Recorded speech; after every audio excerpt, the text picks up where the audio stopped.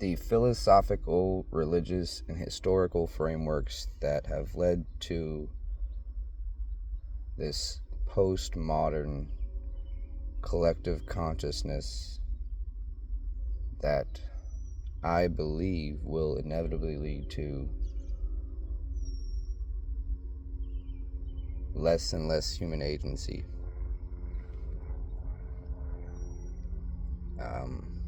I believe we're living in the modern days of Noah. I believe we're living in the foretold times in Matthew where Christ says, when asked about the end of days, Christ says, it will be as it was in the days of Noah.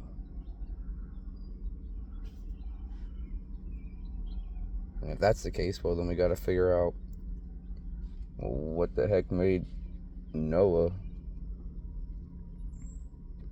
unique. And I think a lot of people, when you talk about the days of Noah, they think about the surrounding or external situations or events that are taking place. Whether it be, evil permeating throughout the whole land, hearts cold, wicked, lawlessness. I think it's not so much, I don't think he's referring to, in Matthew, I don't believe he's referring to situations and events surrounding Noah. I think he is specifically and precisely pointing to a man. And so, rather than what made Noah's time period unique, because if evil permeating throughout the land, hearts are cold, wickedness abounds, lawlessness, that's every time period since we've left the garden. Since sin was introduced into the world, that's what humans have done. But what made Noah unique specifically and precisely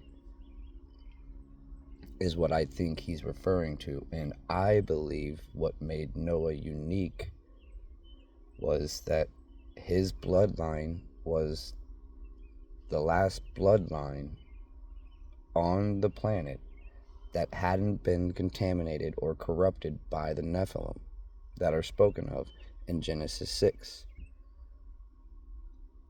I talk to most Christians, people in general, atheists, but it's like even Christians, when I talk about these things, they've never even heard the word Nephilim.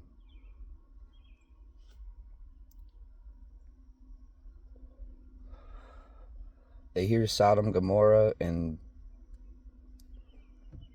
flood, ark. That's about the depth and the breadth of their knowledge on the matter.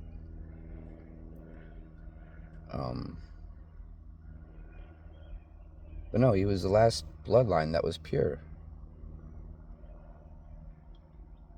That's what made him unique.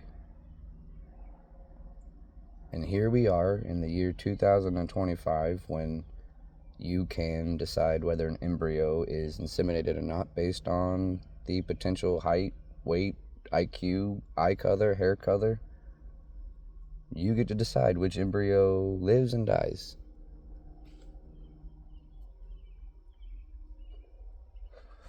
We also have men that are women that are men, or at least believe so, and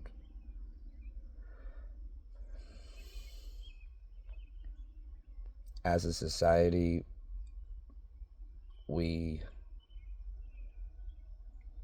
either condemn it and approach these people with vitriol, or we condone it and pretend that they're not mentally impaired.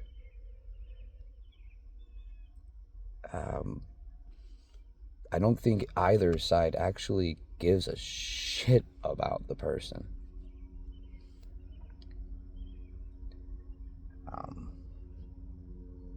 And that's what's messed up. But back to my point, human agency, I believe, is the new modern day equivalent of DNA. All right.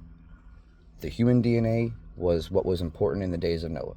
In Noah's time period, it was your DNA that made you still wholly human. That's why God saved Noah, his wife, his 3 sons, and their wives.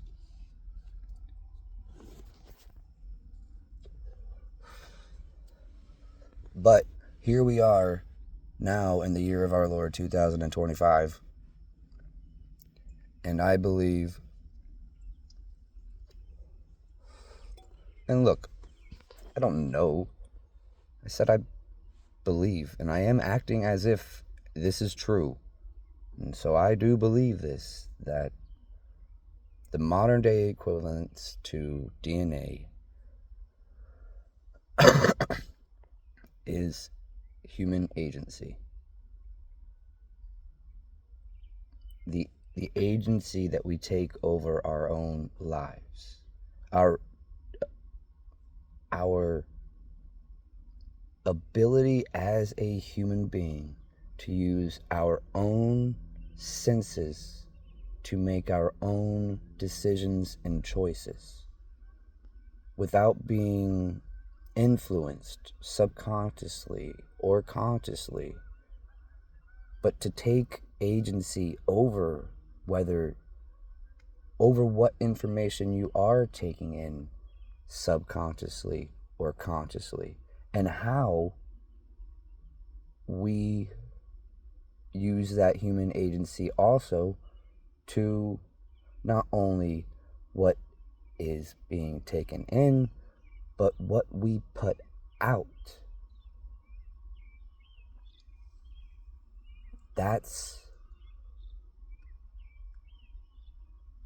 And here's why I say that your DNA doesn't matter anymore. The DNA was so corrupted and messed up that there was no fixing it. So that's why Christ had to come, live, die, be resurrected to save every man and woman and child who believes. And probably every child, because they're children. But it says in Revelations that by the blood of the Lamb and by our testimony, we will overcome. Christ's blood will save you. It's you at this point, in this modern days of Noah, in these current days of Noah, to use your agency to choose Christ, to have your DNA saved by the blood, the pure blood of Christ.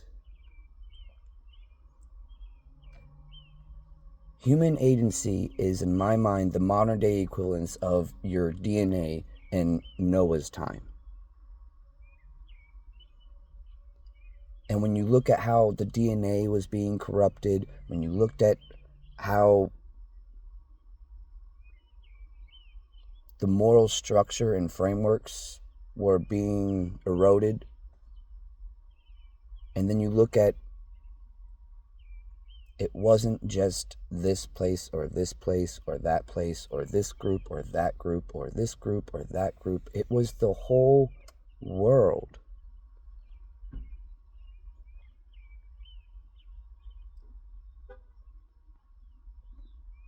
And I would venture to say that at this point, given the fact that the internet has had the ability to affect an entire generation at this point, and that's all it takes, is one full generation. One full generation. One generation that was born into a completely different paradigm. Given the internet's been around for a generation, given the exponential advances in artificial intelligence, I believe we are in the current days of Noah, where it's not only your DNA that's being corrupted continuously, but at this point, even more so, it's your ability to think for yourself, your ability to dictate your own narrative. At this point, it's your ability to make decisions for yourself. And that's the real goal, because all you can, there's only one decision that you can make that will truly save you. And that is to believe genuinely in your wicked heart that God is real. You're not God. You need God. God sent Christ. You need Christ.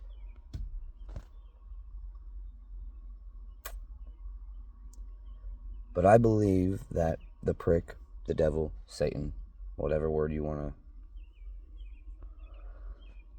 wants to take human agency away because he doesn't care about the DNA. Because God doesn't care about the DNA. He cares about one choice. Because there's only one way, one truth, one life. And so I believe the prick is trying his best to do away with a human's ability to show agency in order to make that decision, but instead be inundated with instant dopamine after dopamine hit after dopamine hit, distracting that human away from their own flaws. And then because as a society that's been taking place for a generation, now we as a society condone a lot of this. If we don't condone it, we just ignore it. And if you permit it, you promote it. So now, because we're all guilty, it's not just those kids and their phones. No, you're sitting there crushing candy too. You're clashing clans. Don't lie. We know. So because we're all guilty, there's no bullying anybody, because, well, it's hard to be like, listen here, fat ass, as you're walking around 300 pounds. So as a society, we're giving our agency away. It's not just on an individual level. The collective is at this point. And it's not just here in America. It's worldwide. Hell, I thought for a minute, I thought, you know what? Maybe if this technology was given to people in a different time period with a more structured, cohesive framework, they might utilize this technology to actually do some really phenomenal stuff. But then I forgot about my psychology degree, my philosophy degree. Oh yeah, there's this thing called human nature. Nope, turns out you can give an Amazonian tribe that, for 2 millennia has sat there and lived the same way for, one tribesman to another tribesman, one elder to another elder, one elder to a young teacher, and so on and so on. Nope. Within 9 months of having Starlink and iPhones, they were all beating off and talking shit on social media. So, nope. You give this technology to any time period, and they are going to turn in, if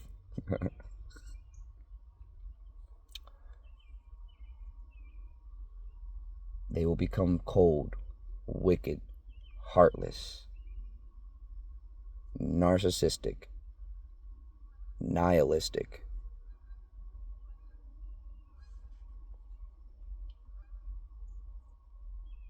just not good. It's just not good. And yeah, I think this technology is just modern day Nephilim. Most especially this artificial intelligence, this AI that I've been warning people about for a decade now.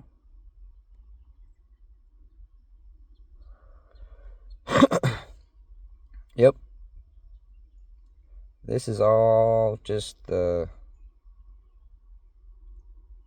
unraveling that leads to the artificial intelligence Antichrist. That will enslave all mankind. If not, for God in His mercy shortening the time.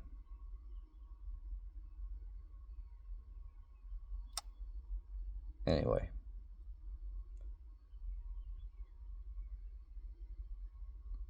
Take hold of your human agency, because it's the only damn thing you got. And take care.